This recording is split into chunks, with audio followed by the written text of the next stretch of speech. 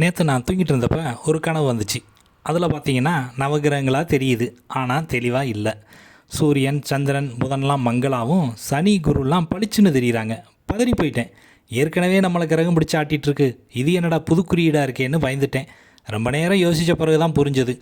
அதை நீங்களும் தெரிஞ்சுக்கிறதுக்கு முன்னாடி நம்ம சேனலோட சப்ஸ்கிரைப் பட்டனை லைட்டாக தட்டி விடுங்க.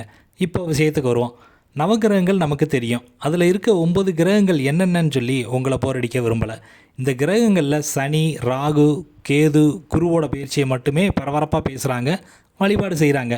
ஆனால் மிச்சம் இருக்கிற சூரியன், சுக்கிரன், புதன் பயிற்சியெல்லாம் ஏன் கொண்டாடுறதில்ல? எனக்குள்ள பல வாக்கில் சிந்தனை ஓடிச்சு.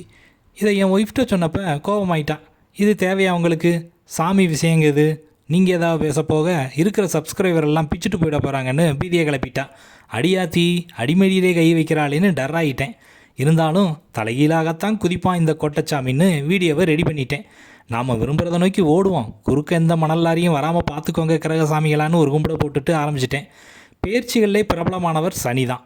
காரணம் அவர் மீது இருக்கிற பிம்பம் தான். பலருக்கும் சனியை பார்த்தாலே பயம். சளி பிடிச்சா தூக்கம் வராது, சனி பிடிச்சா துக்கம் தீராதுன்னு அவங்களா ஒரு கற்பனை பண்ணிக்கிட்டாங்க.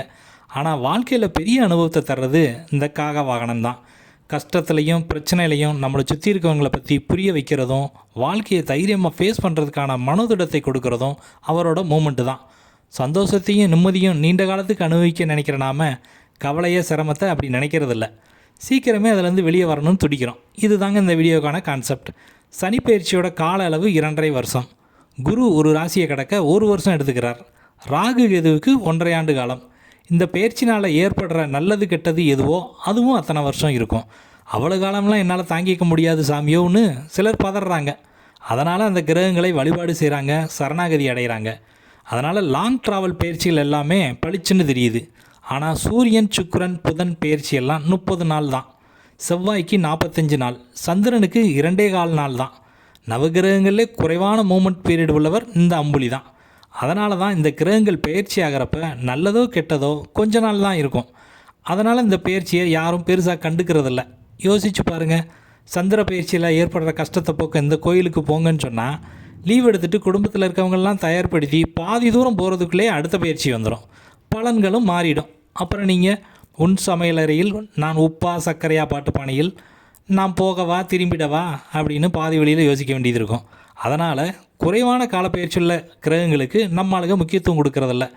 அதுக்காக அந்த கிரகங்களோட பவரை நாம் குறைவாக நினச்சிடக்கூடாது. அதுக்கு ஒரு தனி வீடியோவே போடலாம். அந்தளவுக்கு அந்த கிரக சாமியெல்லாம் நல்லவருங்கோ, வல்லவருங்கோ, கோல்டுங்கோ. ஓகே விவர்ஸ், வீடியோவோட நிறைவு பகுதிக்கு வந்துட்டோம். உங்களுக்கு பிடிச்ச சப்ஜெக்ட், விருப்பமான கண்டென்ட் ஏதாவது இருந்தால் கமெண்ட் பாக்ஸில் சொல்லுங்கள். அடுத்த வீடியோ உங்களுக்கானதாக இருக்கட்டும். Okay, bye by.